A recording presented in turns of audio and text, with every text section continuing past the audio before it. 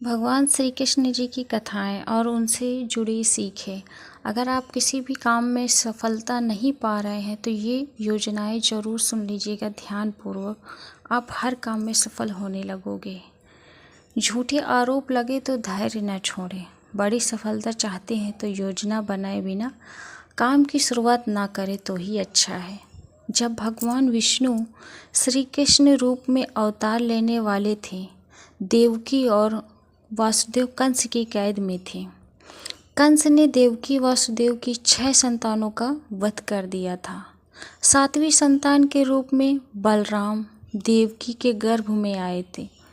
तो भगवान विष्णु ने योग माया से कहा था कि आप इस 7वीं संतान को देवकी के गर्भ से निकालकर वासुदेव जी को दूसरी पत्नी रोहिणी के गर्भ में स्थापित कर दो। इसके बाद कंस को ये सूचना दी जाएगी कि 7वां गर्भ गिर गया है। योग माया ने ऐसा ही किया। इसके बाद जब 8वीं संतान के जन्म का समय आया तो भगवान ने योग माया से कहा कि अब मेरे अवतार लेने का समय आ गया है। जो योग माया थी उनसे भगवान कृष्ण ने पहले ही कह दिया था कि अब मेरे अवतार लेने का समय आ चुका है, तो आप ही ये सब चीज़ें संभाल लीजिएगा। ठीक उसी समय आप गोकुल में यशोदा के गर्भ में जन्म लेना। वासुदेव जी कंस के कारागार से निकालकर मुझे गोकुल पहुंचाएंगे और आपको लेकर कंस के कारागार में आ जाएंगे। जब कंस 8वीं संतान को मारने के लिए आएगा तब आप मुक्त हो जाना। भगवान ने जो योजना बनाई थी उसी के अनुसार श्री कृष्ण का अवतार हो गया। तो दोस्तों, इस कथा से हमें यह सीख मिलती है कि भगवान ने यह हमें संदेश दिया है कि जब भी कोई काम करना हो तो उसकी योजना ज़रूर बनाएं। बिना योजना के कोई भी काम ना करें। अगर योजना अच्छी होगी तो सफलता ज़रूर मिलेगी। ऐसे काम ना करें जिनकी वजह से गलत लोगों की ताकत बढ़ती है। दूसरी सीख हम आप लोगों को देने वाले हैं कि अगर आप कोई भी ऐसा काम कर रहे हैं जिनकी वजह से गलत लोगों की ताकत बढ़ती है तो ये सीख जरूर सुनिएगा। बाल कृष्ण भगवान माखन चोरी की लीला कर रहे थे। गोकुल के इस वजह से काफ़ी परेशान थे। एक दिन गांव के नंद बाबा और यशोदा के पास पहुँचे और कान्हा की शिकायत करने लगे। नंद बाबा ने कृष्ण से पूछा कि तुम माखन चोरी क्यों करते हो, जबकि हमारे घर में तो बहुत माखन है।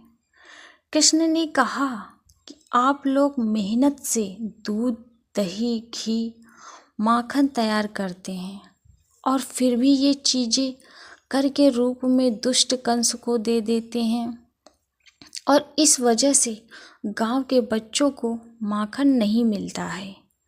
आपके इस काम से कंस की ताकत लगातार बढ़ रही है। अगर आप कंस को मना कर दें, नहीं रोकेंगे तो मैं तोड़ फोड़ करता रहूँगा ताकि ये माखन कंस के पास ना पहुँचे और गांव के बच्चों को मिल सके। इस कथा से श्री कृष्ण ने यह संदेश दिया है कि हमें ऐसे काम नहीं करना चाहिए जिनकी वजह से गलत लोगों की ताकत बढ़ती है। जब कोई झूठा आरोप लगे तो धैर्य न छोड़ें। दूसरी सीख, जब कोई झूठा आरोप लगे आप पर तो धैर्य कभी भी न छोड़ें। द्वारका में एक सूर्य भक्त था, सत्राजित। उसे सूर्य देव ने सैमतक नाम की चमत्कारी मणि दी थी।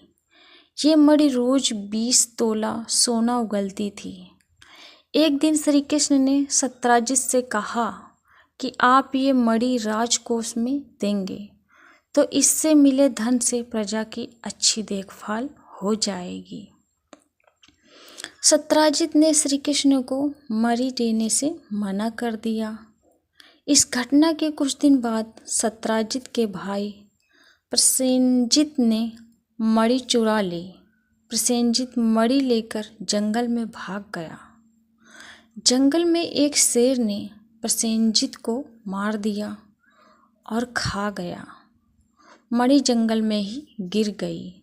सत्यजित को जब प्रसेनजित और अपनी मणि नहीं मिली तो उसने श्री कृष्ण पर आरोप लगा दिया कि कृष्ण ने ही मेरी मणि चुराई है और मेरे भाई की हत्या कर दी है। श्री कृष्ण पर चोरी और हत्या का कलंक लग गया। श्री कृष्ण ने उस समय क्रोध नहीं किया, धैर्य बनाए रखा और इस आरोप को गलत साबित करने के लिए जंगल की ओर चल दिए। जंगल में श्री कृष्ण को शेर के पैरों के निशान दिखे और निशान के पास हड्डियों का ढेर दिखा। श्री कृष्ण समझ गए कि प्रसेनजित को शेर ने मार दिया है और मणि यहीं कहीं गिर गई है। श्री कृष्ण मणि खोजते हुए एक गुफा में पहुंच गए। गुफा में जामवंत रहते थे। श्री कृष्ण ने मणि मांगी तो जामवंत ने नहीं दिया। इसके बाद दोनों का युद्ध हुआ। युद्ध में श्री कृष्ण जीत गए। जामवंत समझ गए कि ये भगवान श्री राम के ही अवतार हैं। इसके बाद जामवंत ने मणि श्री कृष्ण को दे दी और अपनी पुत्री जामवंती का विवाह भी भगवान के साथ कर दिया। द्वारका लौटकर श्री कृष्ण ने वह मणि जामवंत से लेकर सत्यजित को दे दी और पूरी सच्चाई बता दी। सत्यजित को अपनी गलती पर बहुत पछतावा हुआ।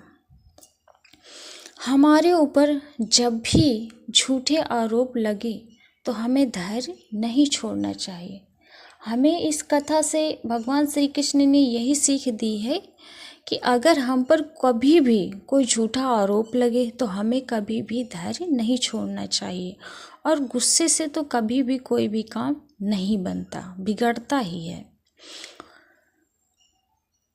बल्कि शांति से पूरी बातें समझें और आरोपों का झूठा साबित करें। कभी भी अपने बल पर घमंड ना करें और दूसरों को कमज़ोर ना समझें। दूसरी सीख, महाभारत युद्ध में अर्जुन और कर्ण आमने सामने थे। दोनों दिव्य अस्त्र शस्त्रों से लड़ रहे थे। जब जब अर्जुन के तीर के कर्ण के रथ पर लग रहे थे तो कर्ण का रथ बहुत पीछे खिसक रहा था। दूसरी ओर जब जब कर्ण के तीर अर्जुन के रथ पर लगते तो उसका रथ थोड़ा सा ही पीछे खिसकता था। ये देखकर अर्जुन को घमंड हो गया कि उसकी बाणों में ज़्यादा शक्ति है। अर्जुन ने ये बात श्री कृष्ण से कही तो भगवान ने कहा कि तुम्हारे बाणों से ज़्यादा शक्ति कर्ण के बाणों में है। भगवान की बात सुनकर अर्जुन ने कहा कि ये कैसे संभव है, मेरा रथ तो थोड़ा सा ही पीछे खिसक रहा है। श्री कृष्ण ने कहा कि तुम्हारे रथ पर मैं स्वयं बैठा हूँ। ऊपर ध्वजा पर हनुमान जी विराजित हैं।